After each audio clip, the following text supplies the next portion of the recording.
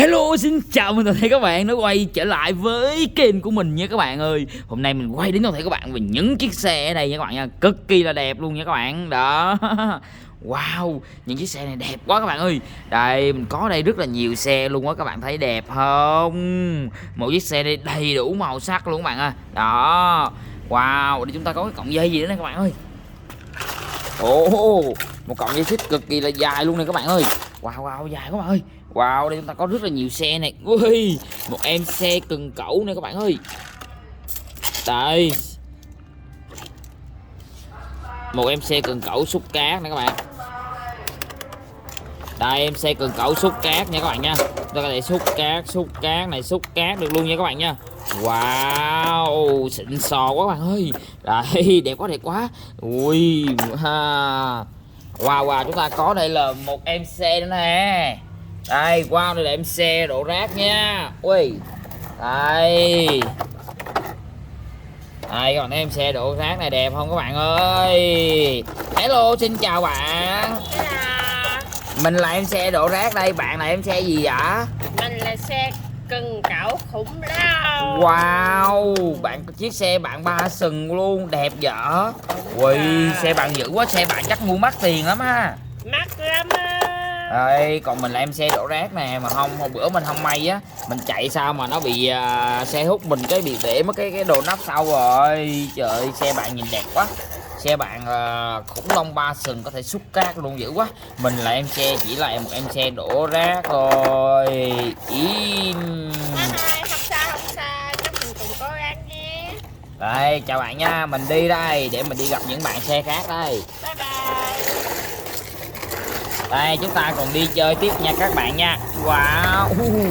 Nè. Lại gặp một bạn xe mới nữa rồi. Hello, xin chào bạn. Chào bạn nha, bạn là em xe gì vậy? Mình là chiếc xe chở bồn. Ồ, bạn là xe bồn xăng hả? Còn mình là em xe đổ rác nè. Wow, xe bạn cũng giống mình quá, cũng tài xế mang đồ màu cam luôn. Đúng rồi đó. Ê, ôi sao xe mình với xe bạn thấy tự như nhau quá các bạn ơi. Chỉ có khác là xe mình có cái còi nè, có hai cái đèn này các bạn ơi, còn xe bạn không có này nọ.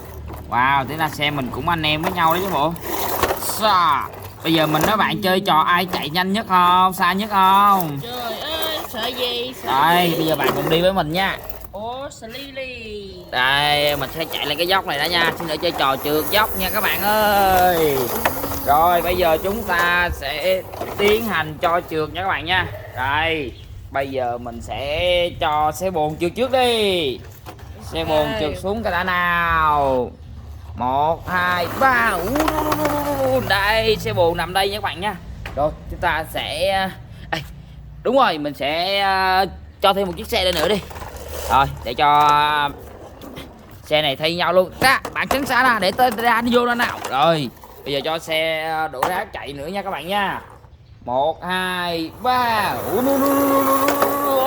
Ui, chạy xa trên này các bạn ơi.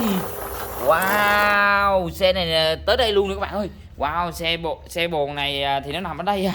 Rồi, chúng ta sẽ tiếp tục tới một em xe này nữa nha các bạn nha. 1, 2, 3.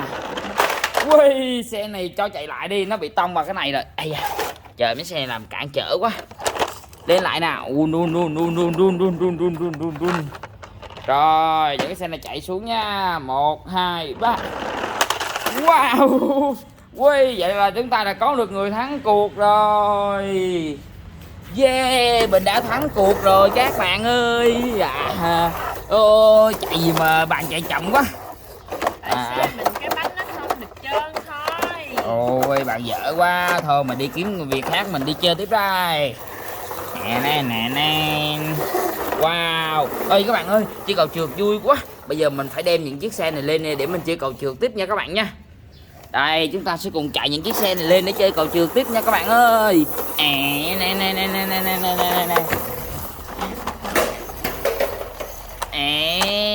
Rồi. Đây, chạy lên tiếp thôi. Nè, bóc đầu luôn rồi. Một em xe nằm đây nữa các bạn ơi. Giờ chúng ta sẽ đem những em xe này lên nha các bạn nha. Rồi tiếp tục. tiếp tục đang thêm nhiều em xe lên nữa các bạn ơi, để chúng ta cùng chơi trò ván trượt nha. Rồi lên thôi, lên dốc nào.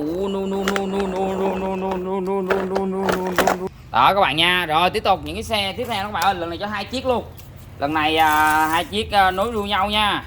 Đây xe này đẩy xe kia nha. Rồi let's go. No. Ui yeah. Ui xe này xém ngã luôn các bạn ơi. Wow, vậy là mình có đây được mấy chiếc này để chuẩn bị mình chơi trò các bạn ơi. À, một chiếc nè, xe trụ bê tông nè, chiếc này chiếc thứ hai nè, chiếc này xe khủng long là chiếc thứ ba nè, chiếc xe rá thứ tư nè, đó chiếc thứ năm, thứ sáu, thứ bảy luôn bạn. Wow, 7 chiếc luôn này các bạn ơi. Wow, bây giờ mình sẽ làm đây một cái hàng rào đi. Đây, mình làm đây một cái hàng rào bằng những chiếc xe này các bạn nha, cho những chiếc xe đó chạy xuống nha các bạn. Đó, bỏ chiếc xe cần cẩu lên đây. Rồi bỏ chiếc xe trộn bê tông lên đây. Đây bỏ chiếc xe này lên đây. Wow, vậy là chúng ta đã được một hàng xe rồi này các bạn ơi. Bây giờ ui ở đây chúng ta có em chó đẹp bên này các bạn ơi. Ê da, đây là em chó gì các bạn ơi. Các bạn biết em chó này tên gì không? Biết thì bình luận cho mình biết nha. Rồi bây giờ mình sẽ cho những chiếc xe này chạy xuống nha các bạn. Đây xe này chạy xuống nha các bạn nha. 1 2 3. Let's go. Đùng. Wow, ngã luôn các bạn ơi.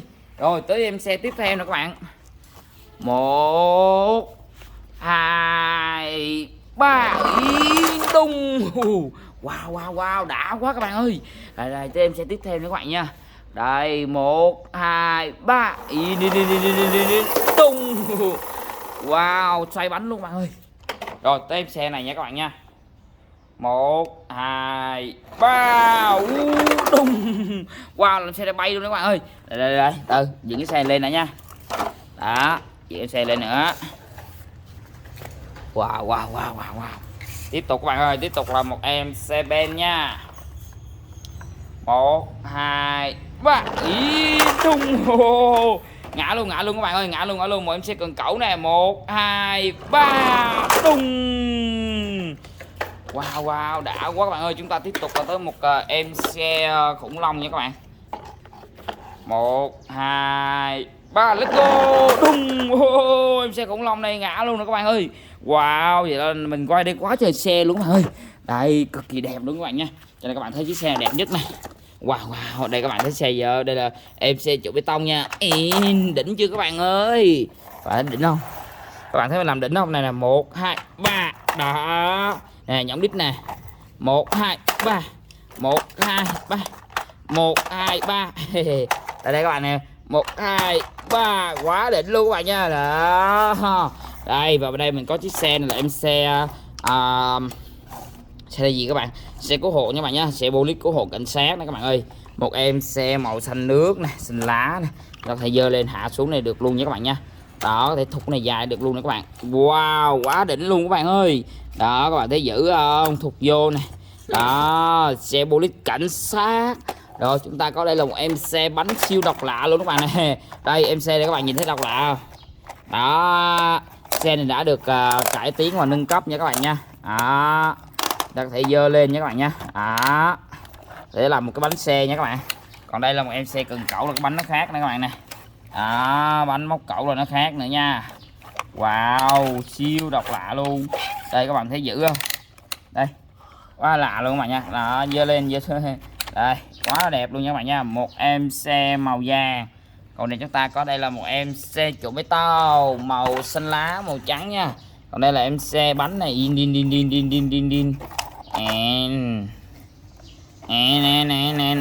Quá đẹp luôn các bạn ơi. Rồi còn nhiều xe các bạn nha. Đây là một em xe trụ bê tông giống đầu. Còn đây là một em xe máy xúc nữa các bạn. Xe này các bạn nhìn nha, khi chúng ta bẻ đây lên này, đó là cái này có thể dơ các bạn nha. Dơ lên nè. Đó này. Là cần bẻ cái này xuống các bạn nha. Đó thấy không? Là chúng ta có thể điều khiển bằng từ cái này được luôn này các bạn. Đó, siêu xịn sò, một em xe máy xúc. Wow, quá đẹp luôn nha các bạn nha. Đây, cực kỳ đẹp luôn. Vậy nên chúng ta có đây có rất là nhiều xe luôn nha các bạn nha. Thôi, tới đây mình xin kết thúc tại đây nha. Các bạn xem video thấy hay đừng quên cho mình những cái like, đăng ký, chia sẻ để xem những video tiếp theo của mình cực kỳ hay và hấp dẫn nha các bạn nhé. Bye cho các bạn, hình sẽ vào những clip tiếp theo của mình. Cảm ơn các bạn rất nhiều.